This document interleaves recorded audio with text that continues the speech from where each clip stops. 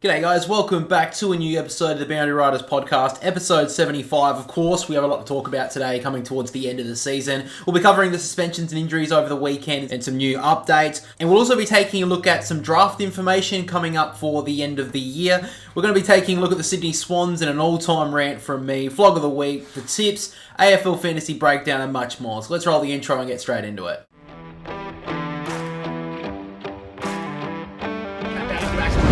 And then Rankin from the pocket, don't tell me, Isaac Rankin! Yeah. He's just got the license for a brothel. Well, I think Gather Round's going to be more than just AFL this next season. It's at the handle at the back, Nick Dankos to get the pies home! He's done it! Alright guys, before we introduce my brother here, he is here. Sorry, I do have to say while we've got the audio here today, the webcam that I use is actually broken at the moment. Hopefully should be fine. I'm probably going to post the tips somehow in this. Is going to be split up and probably shown visually, but other than that, it's going to be this weird look. Just for today, I'm sorry about that, but we had to do it. My brother is here. Say hello so they know you're here. It's not invisible. Yeah, it's a good week to be here, I think. Yeah, alright. We'll get to that in a minute. I think we'll leave that. Well, we might as well talk a little bit about it. We'll talk about the Swans in a minute, but what a shit show that was. Oh, yeah, like, I wanted to see the best team in it, and we saw that Port were... Yeah, the Port are the best, obviously. Well, Port played brilliantly. We'll talk about the Sydney in a minute, but Port Adelaide were brilliant in that game. And Ken Hinkley, 10-year contract, you think now? Yeah, why not? That's an interesting one. What do you... Is it still Ken Hinkley has to make finals and do stuff in finals before we sign him? I think that's still obvious, or do you think that's... I think it's obvious, and I think that being a Port supporter, Port will lose this week. That's how consistent Port Adelaide can be. They can play 2 weeks in a row brilliantly, come up against Melbourne and get flogged. Yeah. Which is possibly going to happen. But well, it is at the MCG as well. So Port Adelaide aren't the greatest there. You just can't trust it at the moment. But they're playing brilliant football. Mm. Well, let's start with the suspensions. And one that I wanted to take a look at was Tom Emmett was given 1 game over the weekend for his dump tackle. Have you seen the tackle yet? Shouldn't have even been a free. No. For one, Laverde's head hits the ball. 2, the tackle from Tom Emmett, I understand why they've said that, like, he's... I understand where they're coming from here. They're going to say something like, oh, well, you know, he locked the arm, so he couldn't get it, so they didn't show a duty of care. Now, why I say that's crap in this situation is the fact that Laverde had so much time to get rid of it. Sorry, he had an opportunity to get rid of it. And the fact that he stood there and just let the tackle happen. We'll watch it here quickly. So what happens is Laverde has the footy at centre-half back. Tom Emmett comes from behind him. So he was on the mark. He came in and dragged him to ground, and basically that was what happened, basically. Now, on first glance, it is a bit of a heavy tackle. I'll say that. But nothing that's suspendable in my opinion. Yeah. I think Laverde kind of contributes to it on the fact that he's trying to shrug him off, and because Emmett's trying to lock the ball in so he doesn't get it out, that's what happens here. So you can see it in slow motion. He grabs him, locks him ground, and by the way, he still has his handballing hand like available to brace himself because he hasn't gone to brace himself. He's gone to handball. That's what's been the issue here. Well, also the other point of that discussion is that because there's 4 umpires on the field, the actual one that's behind the play calls holding the ball. Yeah. So he sees it as holding the ball. Another umpire calls it as a dangerous tackle. Yeah. And then it turns out being a dangerous tackle. Yes, and the umpire... What I just don't get. No, I think the umpire on the backside would have seen the arm being free, which is why he didn't call it. Which, look, by the way, I don't actually think that should be the rule, that it's just because of one arm, maybe it shouldn't be called.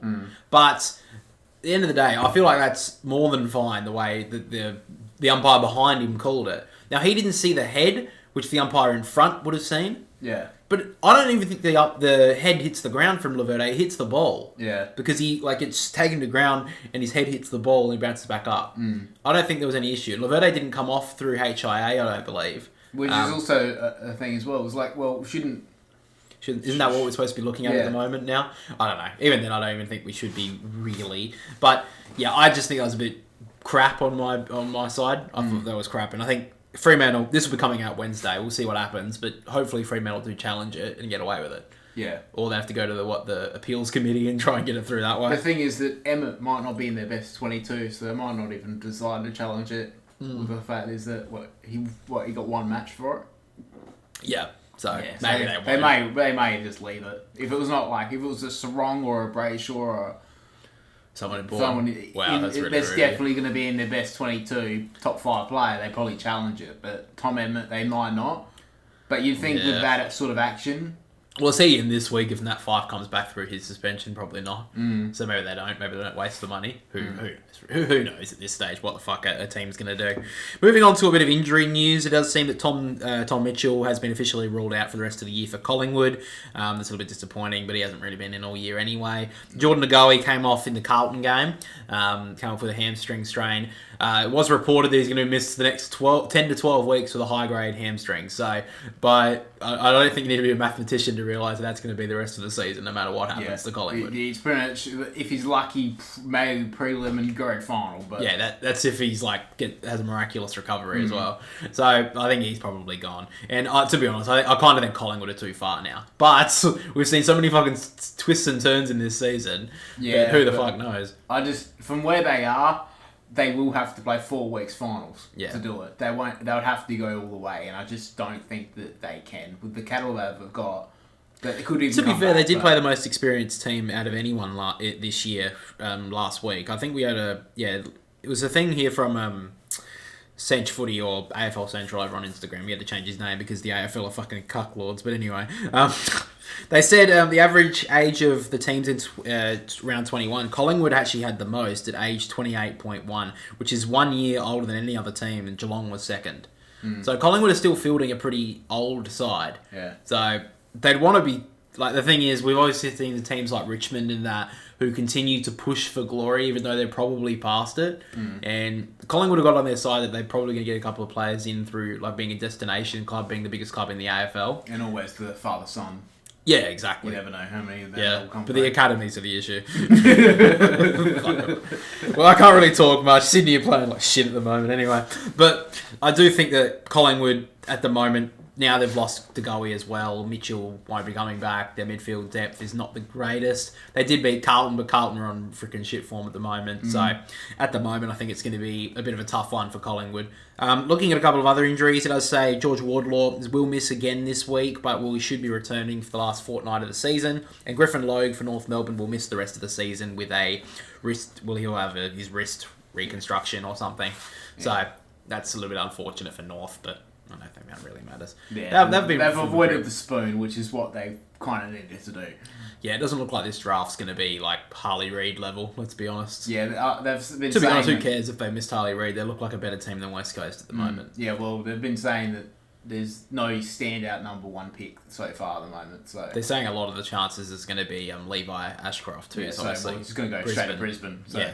So speaking of that, we might as well move to that next. There's been a little bit of news. You showed me this. You sent it to me. The draft power rankings. So this, I think, was released by I don't know who, but who really cares? I mean, this is basically all we have when we look at draft information at the moment. Is someone posting it on an official Fox Footy or something? That's the best we can do. Yeah. We don't have exactly. We have Cal Toomey on AFL.com.au when he's not spreading fake trade rumours and stuff. That's basically all we have. But basically what they have gone with is from 1 to 15, the players looking like at the moment, which could go up certain picks. Now, Levi Ashcroft is number 1. He's obviously the brother of Will Ashcroft and son of Brisbane great someone Ashcroft. I'm sorry, I'm blanking. Marcus, I reckon. Marcus Ashcroft. No, that's right. It is Marcus Ashcroft. So that would obviously be taken by Brisbane at pick 1. So after that, we've got Finn O'Sullivan, Jagger Smith, love the name, Luke Trainer, Josh Smiley, Sid Draper, Murphy Reid, Sam Laylor, Led Lombard, love that, Taj Houghton at pick 10, so that's the top 10, Joe Berry, Toby Travaglia, that's a good name, I hope he goes to the Swans, Harry Armstrong, Harvey Langford, and then Isaac Kako. I don't mind that one either. Some good names in there. Some good names in there, some good solid names. I've heard a little bit about the likes of Josh Smiley's had some interesting form in the under-18s. He's a midfielder. Sid Draper as well. Sid Draper as well. A couple of the South Australians, and also Jagger Smith, Finn O'Sullivan. I've heard a couple of them names being mentioned. And Tyler Welsh for the Crows. He'll be like a father-son pick as well. So there's a couple of players looking forward. To be honest, though, I still think the draft is heavily publicised. I feel like it's... I mean, we obviously know the father-son's coming through every now and then, but sometimes it's just like, who are these names? And we hear them on draft night. We're supposed to be like really excited. And it's like, well, we are, but also like, who are they? Yeah. And we've got to learn about them like 3-5 weeks into the regular season after a pre-season when you hear it from your team. And that's even if you follow their socials, really. So, I mean, there's some good names there, and it'll be interesting to see how the draft goes this year. Richmond will probably have to go pretty hard on it. We've obviously, I'm assuming you watched the video I say about Richmond. Yeah. Obviously, best fucking little mini 10-minute doco you've ever seen. Yeah, best analysis in the game. Oh, you'd think so. No, you actually got the fucking Richmond didn't win that game by exactly the right amount, so every single bit of the research is actually fucking wrong. Yeah, bro, okay. Whatever. I think that was one of the ones in the North Melbourne video. It's like, bro, sorry that fucking Wayne Carey wasn't exactly the youngest ever captain. It's like, does that really fucking... Or someone that was like, the reason why North Melbourne... I think I've said this a few times on the podcast. Someone said that North Melbourne, the reason why they have gone shit is because they've gone woke. It's like... Oh, bro. Your brain has melted. Shut up. You really think that North Melbourne being down the bottom for so long is because of the woke left-wing weirdos? Oh, whatever, bro. Fuck me. That pissed me off. Anyway, that's not what we're talking about here. But the draft needs to be more publicised, I think, anyway. I think it's been heavily shown. I think they're getting better at it the last year or two with showing a lot of the under-18s on Fox Footy and stuff like that. And on AFL.com.au. But to be honest, I don't think it goes long enough. Like, the thing is that they show that... they only show the first round as well. The Carnival. The Carnival, they don't show a lot. But then you get the under-18s actual games that they play. Because not a lot of them will play will play at state level. So it's hard to say that you don't get a lot of look at them. Not even state league level as well. Yeah. Well, you don't really see them at state league. Like, they play in the reserves for the Sandford team, and it's like, yeah, well, I'm not really going to go and find a way to find out about an under-18s Woodville West Torrens game to find out a new draftee. Yeah. That's why I would like to see a reserves league as well in the future. I know it's obviously a little bit further away, but I would like to see that because they could play like draftees, like upcoming draftees in those sort of teams, especially if they needed to fill them out, and there's a couple of players that look like, okay, this guy can probably, let's see if he can compete at a bodies, like, play with AFL bodied players, see if they can do that. But who knows? That's obviously way off the... I think we've talked about it a few times, and now obviously, what was it? Fremantle were basically the only ones who didn't want to do it. Yeah, so they're definitely not going to do that. Yeah, and then, well, fucking Freo, I swear to God. No, but and then Port Adelaide weren't allowed into the VFL, and the Crows weren't allowed in the VFL now, and yeah, very devastating. Yeah, being in the VFL, you always wanted to leave the Sandford. We don't even like your prison bars anymore. Anyway, another interesting thing I wanted to read was the average games played by per team. I think it's this season. It's very interesting to look at. Like, the most experienced, you're not really surprised on them. You got Geelong up the top, Collingwood. So Geelong have had an average of 127 games of experience play throughout the year. Collingwood have had 125, Brisbane 123, Sydney 115, Melbourne 112. So that's the top five. And three of those five teams are in the 8, and 2 teams are Collingwood are just out, and Melbourne, they're gone. Pretty much, yeah. Pretty much. But looking at the least experience, I thought it was quite interesting. So you got North Melbourne with 74 games of experience, Adelaide with 80, Gold Coast 84, Hawthorn 87, and then Fremantle 88. Now, if Hawthorn didn't fucking choke last week, there's been a lot more of an impressive statistic. But, I mean... Only one team that's actually in the 8. Well, no, Fremantle are in the 8. But that's only one team. Yeah. But the Crows is quite interesting because you'd think a lot of people were expecting them to jump all the way up this year. Yeah. Now, they haven't, and I guess a lot of it has to do with a massive drop-off, fair to say. I think, a lot of their for second-year players coming into their second and third years haven't taken that leap. Yeah, I feel like only Michael Annie's been there. Has been jumped up. You look at him and Saligo. Yeah, and I mean, I think Saligo's up to his fourth year now. So a lot of those younger players really haven't jumped forward. Yeah. And their forward line's been pretty up and down throughout the lot of the year. And the midfield depth, they didn't pick up enough in the last off-season. No. So that's what they're going to have to focus on this year. Obviously, they've been linked to Clayton Oliver, who has... I don't know how we have to keep on fucking saying this, that he is not going to Melbourne. Leaving Melbourne, sorry. I mean, look, maybe he will. I feel like I'm getting onto the side of maybe, but I still feel like he's not going anywhere. No.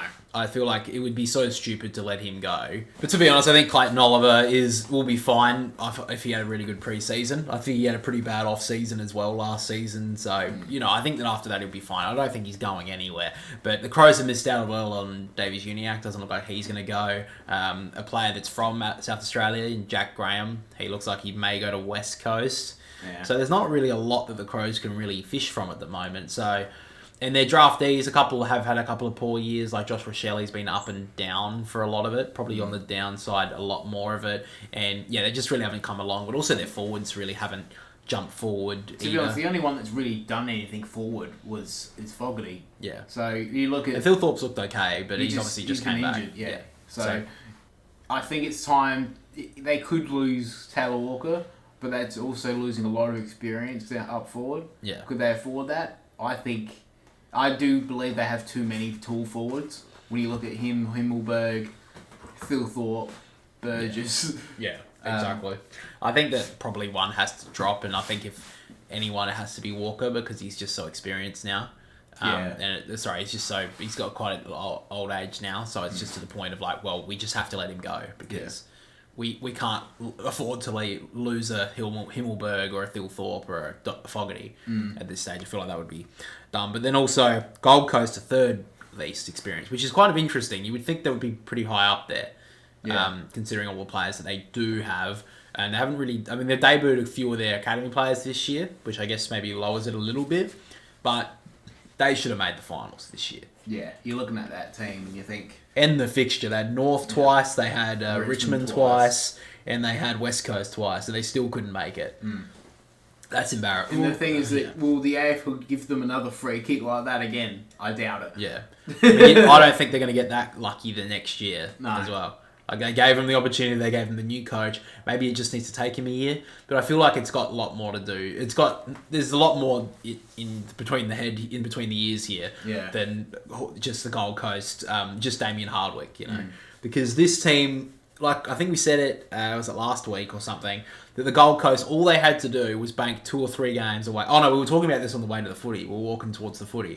I don't think we mentioned it on the pod last week. But all they had to do, the Gold Coast, was win 2 or 3 games away from home and win all their home games, which they've basically done, bar one, and they'd be in the 8 right now.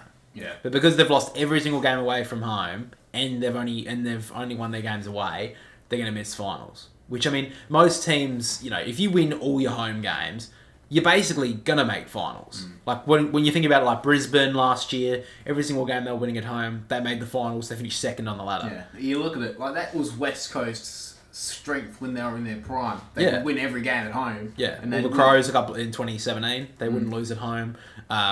Any team really, other than Victorian teams. Any good finals team will do that. Yeah, will win their home games, but then all they have to do is bank at least half of their away games, and you're almost in top 4 at that point. But they couldn't even do that, so I think it's a very bad year from them. Fremantle as well. I think this team. I don't know if they're going to be there this year. I feel like in the next couple of years though, if they're 5th least experience right now, and they're even though they kind of dropped off the Essendon game, they should have won that. Yeah.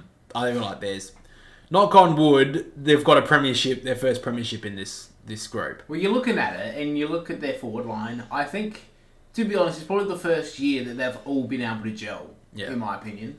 They've all been able to gel. Their midfield's pretty much gelled because they did that a lot last year, but this year I think it's more their forward line. That they've finally got the Tracy, Amos, Switkowski, Frederick. They're finally starting to gel. They're not getting injured. Yeah. If they can get, another year into them. If they can bring in a Bolton and Baker as well, just to help out. Yeah, that's what they need. I think they need some. That'll give them some strength up forward and on the in the midfield. Yeah, I feel like a Bolton could be good in the midfield or off the wing for them, and Baker could either do that or just play off the half forward line to help out as well with pressure forwards.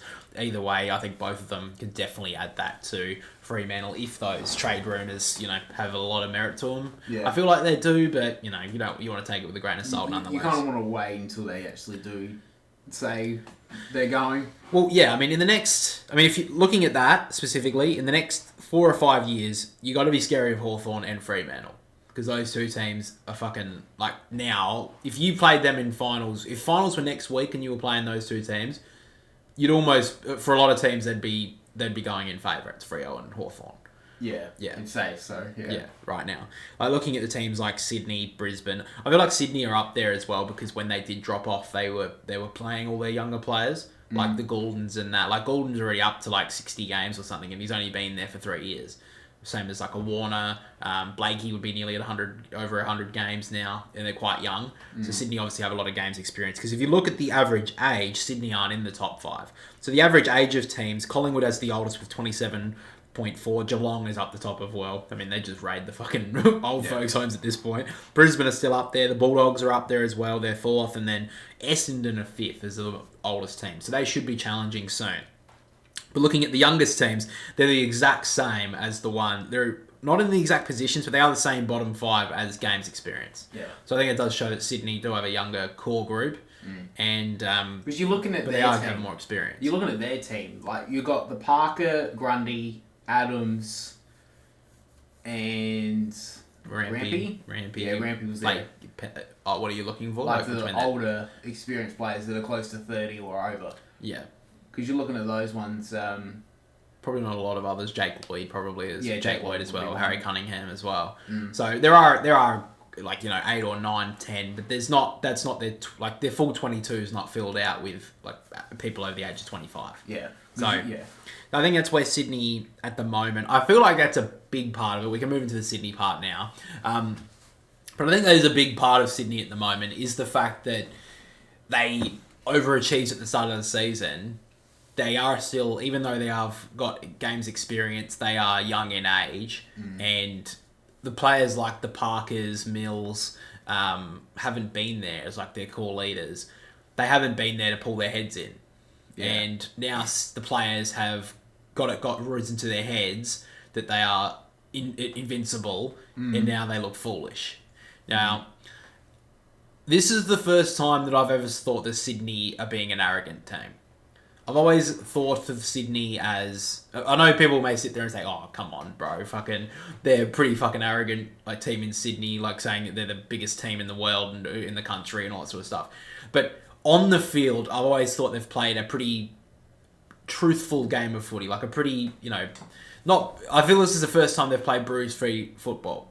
Like against Port Adelaide, I've said to you, I think on the way home as well, and I think I even said it maybe in the review, that Sydney, as soon as they got some pressure on them in that first quarter, I was interested to see how Sydney would respond, and they just took it. They were like, oh, we got pressure, we're going to drop and just let it go. We're just going to drop, we're just going to let it happen, we're not going to fight back. And that's what happened for 4 quarters, and there's a reason why they got smashed by 112 points.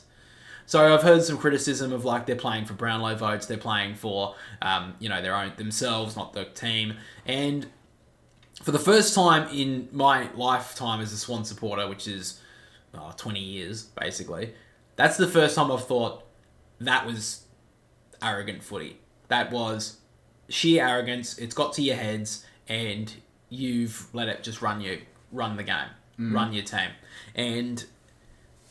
People may point out, it's like Chad Warner doing this and that, and maybe it is to an extent, like, with his flashy football that he does at times, but I feel like there's a difference between that sort of arrogance and arrogance of like, I'm not going to tackle because I don't want to hurt myself, or I don't want to, miss out on a disposal, which is like I thought they were playing against Port Adelaide in that first quarter. Well, when you look at the stats and you got, in the first quarter, they didn't have a disposal inside 450. Yeah. That's bad. I don't think I've ever heard that stat. Yeah. And that's, yeah. This team is still on top of the ladder. Yeah. That was an embarrassing performance from Sydney, and it was the first time that I've ever been embarrassed to be a Swans fan. And I could see it on the looks of people in the crowd when I was walking up the stairs, thinking like when this final siren went, we were walking out. I saw Port fans, happy that they won and smashed us, but also like, how the fuck did that happen? Yeah. And looking of like, almost like, oh, sorry, bro. And all the Swan supporters sitting there like laughing, like, what the fuck did we just see? Yeah. Like, if you were a Swan supporter that came from New South Wales to watch that... Yeah, there was a guy sitting next to us who said that. He said that he was, like, on business or whatever. He was talking to the people next to me. I was eavesdropping. But I could hear him say, like, you know, I'm coming in from Sydney, and I was here on business, but I just thought I'd come to the game because I'm a Swans fan. And he was gone by half-time. I sat there the whole time. Now, I'm not going to say, to be honest with you, if you left at half-time as a Swans fan... I don't blame you one fucking bit. If you leave early at a game when you're getting smashed 86-9 at halftime and you leave, I think that's fair enough. I feel like there's no point sitting there. I sat there majority of the second half for you because you were enjoying it, and I was more than happy to just sit there and just watch this. It was like a car crash. Just you have to watch it. It was a car crash in slow motion. Though. Yeah, it was embarrassing. Sydney, every single time they went near the ball, they fumbled. The amount of times Isaac Heaney was fumbling when he's one of the more cleaner players in the comp was a stark reality of how Sydney were playing. I'll be interested to see what happens next week against Collingwood because this team is not winning a premiership this year. Yeah. And they've got, 3 weeks to turn it around before finals. They're very lucky they're in the finals race. Yeah. Because they've done enough in the start of the season that they have a time to turn it around. But I mean, if they were winning the premiership from here, I would be shocked.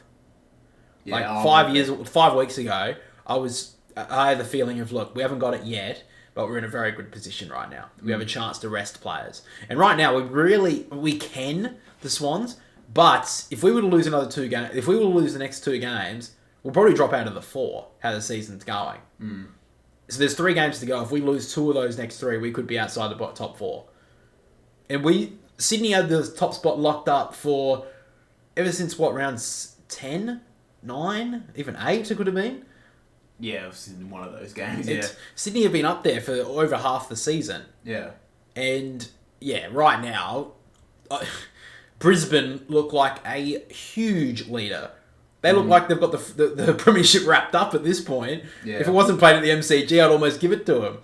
Pretty much, yeah. I do think it's very interesting, though, that the top 4 right now is all interstate clubs. Yeah, I bet everyone in the AFL is really hating that at the moment. Well, who's in the... So it's Geelong and Carlton that are in the 8 right now that are Victorian. Geelong, Carlton, and... Because it goes Sydney... And the Bulldogs. Oh, and the Bulldogs, yeah. Because so right now, really... Freo that's in the... Freo's 6th. Yeah, so right now, Carlton are the only big Victorian club in the top 8 right now. Oh, they'd be hating that. Yeah. I mean, the thing is, the other clubs that are outside of the 8 is Hawthorn. If Hawthorn were to get in for Carlton, that would be a great final series. There'd be... I wouldn't mind Essendon, but I feel like they got lucky and they won't get there now. But who knows? I feel like this season's been so crazy. Who the fuck knows what's happening in the next 3 weeks? It's been a good 5 weeks of football, I think. Even I think at the start of the season, for everyone besides probably Sydney supporters, were thinking, well, it's Sydney's to lose. What can we do? Yeah. But now we can see there's a different. We don't know who's. It's kind of opened up a bit. Like now, you can probably say the Brisbane's the front runners. Yeah. And then the Bulldogs maybe. Yeah, but the Bulldogs obviously have the point of like, we have done it from outside the top 4. We can do it again. Yeah. But I feel like you still have to be inside the top 4 to get yourself a real chance. You need to have everything go right if you're going to do it from outside the top 4. Yeah. At least if you finish inside the top 4, you can have a bad game or have a bad moment. If the Bulldogs are going to do that, they're going to have to be absolutely perfect. And at this stage, they're playing that well that they almost should make the top 4. But other results have to still go their way. Yeah, well, it would be pretty funny for week 1 of the finals and there's only 1 game at the MCG.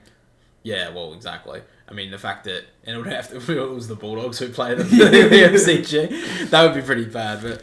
I don't know. I would like... I can't remember I think the last time we saw 2 interstate teams play in a grand final was 2006. Yeah. Yeah, between West Coast and Sydney. So it's been nearly 20 years now. Yeah. I feel like it's about time. But who knows? I mean, right now, the only one who... Like, a big Victorian club who's going to be playing grand final day is Carlton. Yeah. And even then, they have dropped off so far. And I feel like they're very lucky that Sydney have dropped off that far and got smashed by 112 points. Because Carlton are teetering on the 8 right now. Yeah. That's just crazy. But let's move on. We'll talk about the flog of the week this week. Now, John Longmire was pretty close to taking this one. But I really feel like He already did get a vote this year for kicking out Joel Amati at the last minute for when he could have kicked his 10th goal. I feel like he's had a worse week this week than that. But we found someone else who deserves a bit of a grilling, and that is for the person who's made the AFL 23 Pro Team ratings.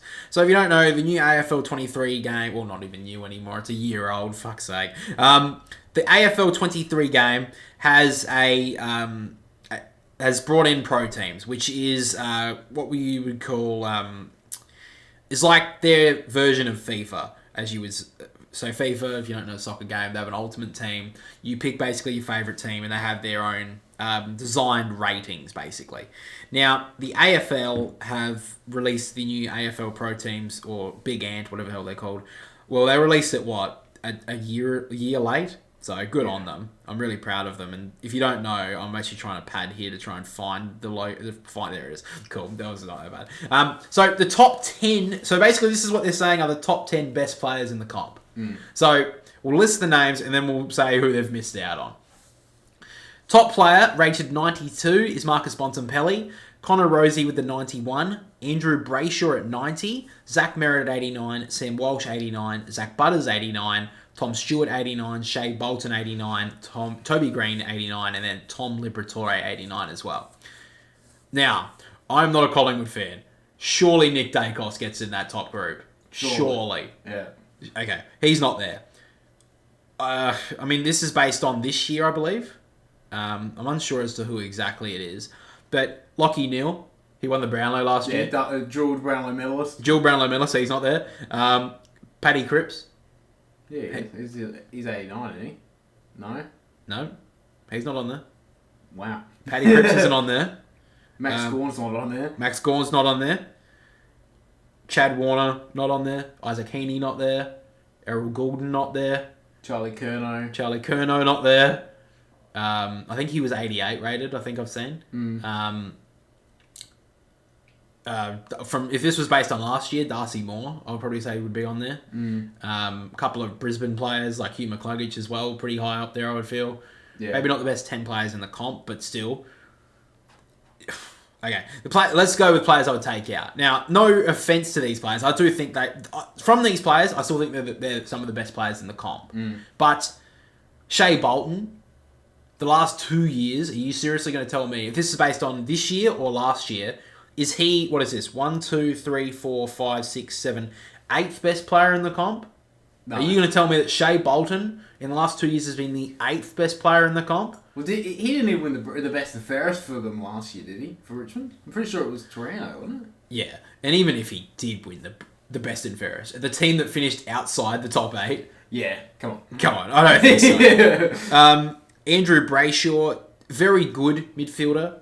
I don't even think he's the best at Fremantle. I feel like that Caleb Sarong's the better midfielder. He's not on this list. Yeah. Connor Rosie gets 91. Zach Butters is 2 overall rating points below him. I don't know about that. I'm going to say this. Sorry. Are 2 Port players better than up here? Do they really deserve that? I don't know about that. And also, Sam Walsh better than Patrick Cripps? Yeah, an actual Brownlow medalist over a midfielder who's, great, and he's going to be. He's probably, he may even be better than Paddy Cripps. But not now. Not now. How the hell does that happen? So, out of this list, I actually agree with Bontempelli being the best one. Yeah, I actually agree with that. Is Rosie the second best player in the comp? No. Oh, look, maybe. As a Port supporter, he's not. Okay. Well, when you look at it, the best players right now, Lockie Neal won the Brownlow he's won 2. And he's on track to win 3. Well, he could win this year as well. Like Paddy Cripps could be. He's won a Brownlow. He could win another one. He could win another one this year. I don't know exactly when these were done or whatever. I'm assuming it's been in the last year or so. But the fact that not even the best key forward in the comp, who's won the Coleman the last 3 years in a row, Charlie Curnow, could get into the top 10 players in the comp. Like Tom Liberatore, great player. Is he in the top 10 in the comp? He's not even in the top. He's just in the top 3 of their best midfield. Yeah. Looking at their midfield, yeah, it's Bond, Treloar, then it's probably Libba. Yeah, they're probably Liberatore. Now, obviously, they're very different midfielders, but still, I mean, you got to give some like feedback on that. That seems like a very bad call. Yeah, in my opinion. And like you're looking at it also, there's no key defender. Like yeah, I mean Tom Stewart's not a key defender. Yeah, he's intercepted. Well, to be honest, this year he's playing midfield. Yeah, he's been up and he's been everywhere this year. So I feel like that's a bit harsh as well. But I mean Harris Andrews as well. I'd say he'd be there. Yeah. You know, there's no ruckman here. I think Max Gawn, Tim English, Rowan Marshall as well has been very good this year, especially the last 2 years. If you're looking at around the last 2 years, yeah, you're looking at it. Yeah. Now these are different ratings, and you may wonder why they're not like. Because I think in the game itself, so these are different to the regular ratings in the game. Because I remember when they made the ratings for the game, the actual teams, they made them all like really high to make no team feel bad. I think the worst team rating for any team was like 94 or 90. I know it was the West Coast Eagles, but they were like insanely high, like 93 rated. And it's like you can be a little bit harsh, you know, like. They're probably about 85. They're probably about an 86, 85. I mean, if you're basing it on like, you know, the Premier League, you know, this is the Premier League of Australian football. You know, you got 88 or whatever, or 89, like the highest of like the Liverpools, the Manchester Cities, the Manchester Uniteds, and then you got the teams like, you know, fighting for relegation around the 76, 78, you know, and they've got the teams up the top like Collingwood and all that, like, you know, at the start of the year being like 97, and then like North Melbourne being like 93 and West Coast 92. It's like, have you really been a little bit? I mean, you can be harsh. I mean, it's not even harsh. It's just like the truth. But I mean, maybe I'm just being too mean. But I mean, surely that you can be a little bit less. Oh well, you know, we can't give a team too bad or else they'll feel bad. It's like, is that really what you could? I mean, I don't think people care. I don't think teams care that much. You know, who cares? Anyway, let's get to our final segment of the podcast today. We will get to our AFL fantasy chat. So, last week, I actually scored okay. I mean, it's not that great. I mean, looking at the ranking, it was 34,436 in AFL fantasy. So, look, not that great. But it was enough to beat you, which we'll get to in a minute. Because we've got our first, what do they call it? The Consolation Cup. Yeah, the Consolation finals, basically. It's basically the Loser Cup, basically. But I was on top of the Loser Cup. So I was top seed. But looking at it, I had a pretty good week looking at it, all things considered. Defence did okay. No one scored under 80. So that's okay. And Ed Richards should have done better. But 81... We started out shit, so to get 80, I think you did pretty well. Yeah, my midfield, despite 2, were brilliant. Everyone scored over 120, other than 3. Jordan Dawson got 104. You take that. Tom Green, 84. He kicked the winning goal, so I feel like he should have done better, but that's okay. And then Clayton Oliver, 1 week he'll get you 100, and you're like, maybe I'll keep him for another week, and then he gets you 60, and you're like, why haven't I got rid of him yet? I haven't got rid of him this week either, unfortunately. Anyway, Oscar McInerney, he fucking tricked me when I got him. I had to get a ruckman in because I had to get rid of Tom Nicone a couple of weeks ago. And I was like, I'm going to go with Oscar McInerney. I feel like that's a good pick, and he's been fucking shit. Anyway, my forward line did okay. Zorko, who was my captain, got 105. You take that. I would have preferred one of the 130 40s that I got in my midfield, but you take that.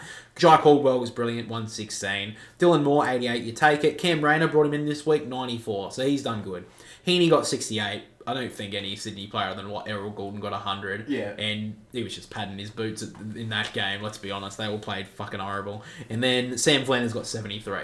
He was my vice, so... I was expecting him to score better against West Coast, but it was away from home. He wasn't sleeping in his bed the night before, so he was a bit scared. He had a couple of he was a bit tired. He was a bit tired and had a couple of nightmares, unfortunately. So, I don't know.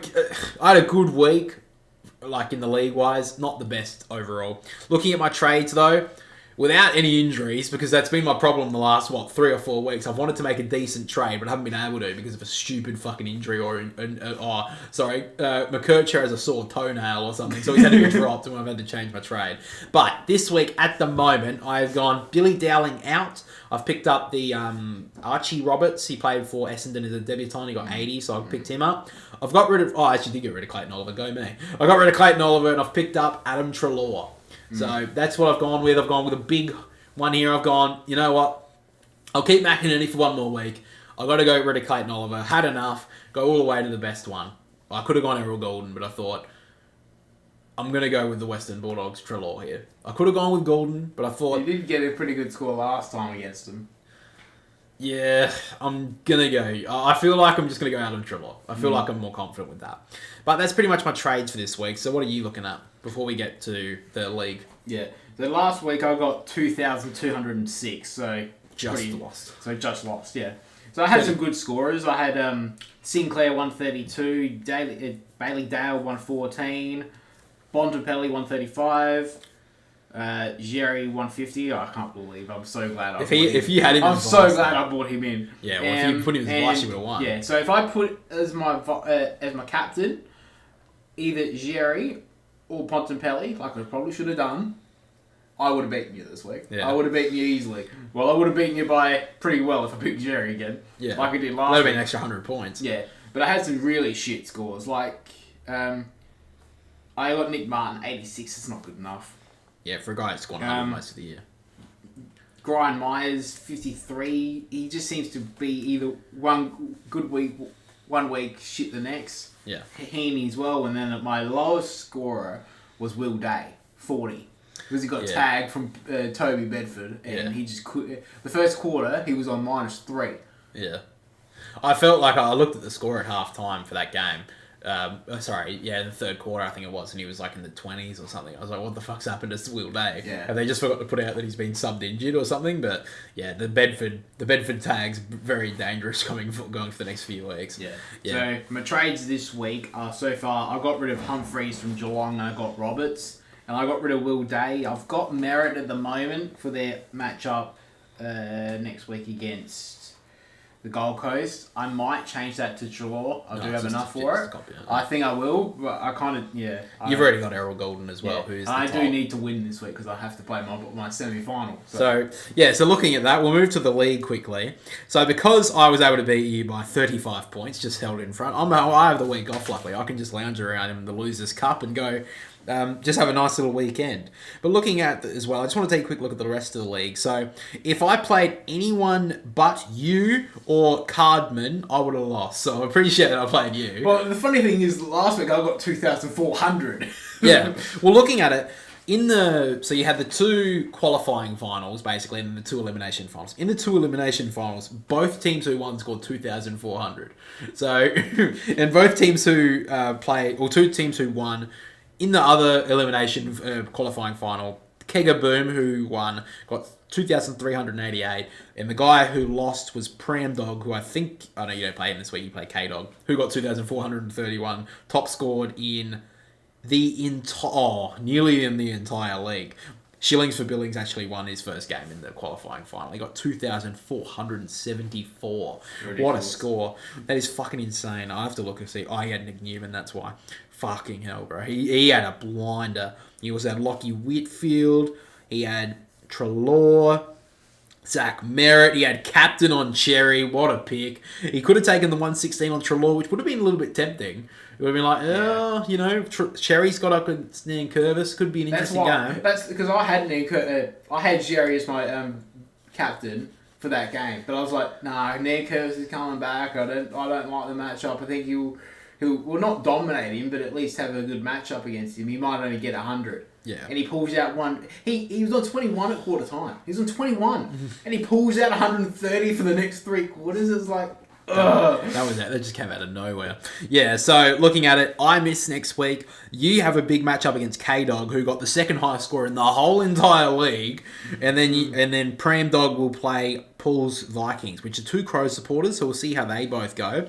But looking at the qualifying finals, or the top 8, the actual finals, let's be honest. Yeah. So Shillings for Billings top scored and was the winner in his game, and he was top seed.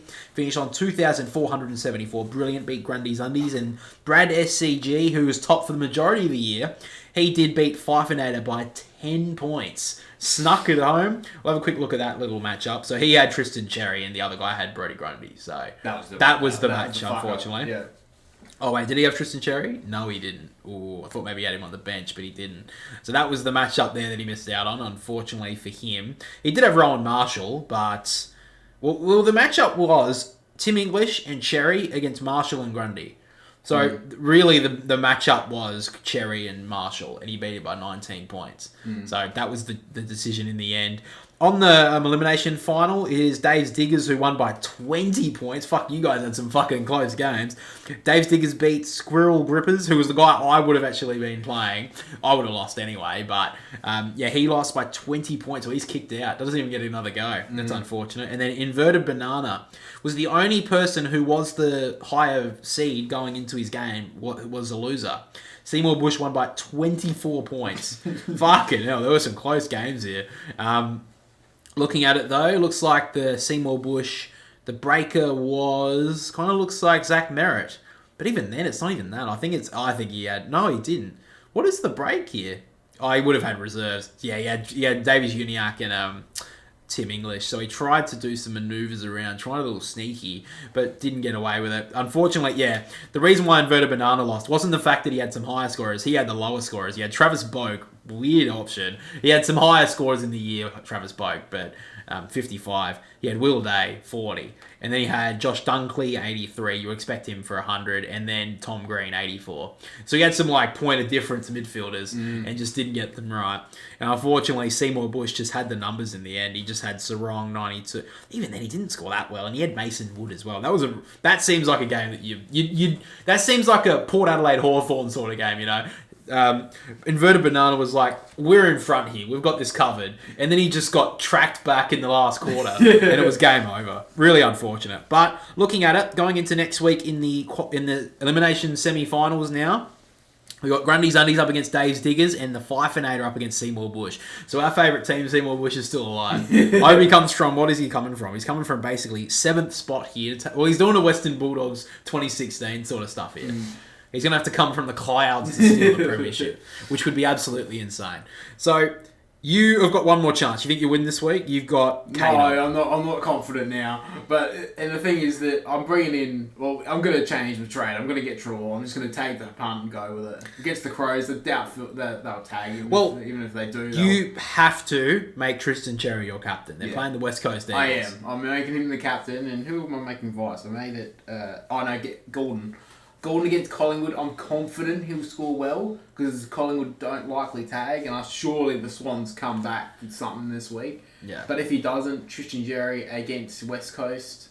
West Coast last week played Gold Coast. Witt's got 130 40 odd something. 140 something. So Jared Witt's had a massive week last week. Not surprising when they don't really have a recognised ruckman. Yeah. Although they could bring back Flynn. I know he played in the Waffle last week. So that could be an option, but even then, I still think Sherry's in good form. 2 150s in a row. Yeah, exactly. So, guys, with that all being said, that is the end of the Boundary Riders podcast for today. Again, sorry, we do apologise for no video. I know you guys like to see, oh my god, are these guys identical twins? Oh my god, are you guys brothers? The amount of fucking times we get asked that stupid question. It's like, yes, bro, I'm sorry, but fucking, we do look pretty similar and we are brothers. I know it's a very nice question to ask. It's like asking a tall person, do you play basketball? It's like, okay, bro. I'm sure they haven't heard that 3 trillion times. Anyway, we do appreciate you guys listening and watching. Oh, if you were on Spotify, you didn't have any issues this week. You were like, oh, what are you even talking about? Nothing happened. So maybe what we actually did this week, guys, the real reason was we want to push up our Spotify listens, okay? So if you guys want to listen over on Spotify, we are linked down below if you want to go chuck us a follow. Do it, because it does grow our channel, or podcast, I guess.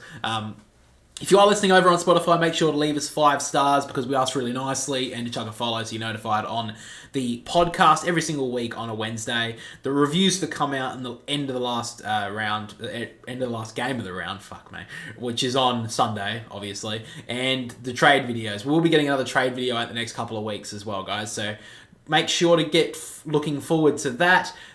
Make sure to like and subscribe over on YouTube. The video will be back next week, so don't you worry. But again, thank you for listening. Thank you for watching, and we'll catch you all next week. See you later, guys.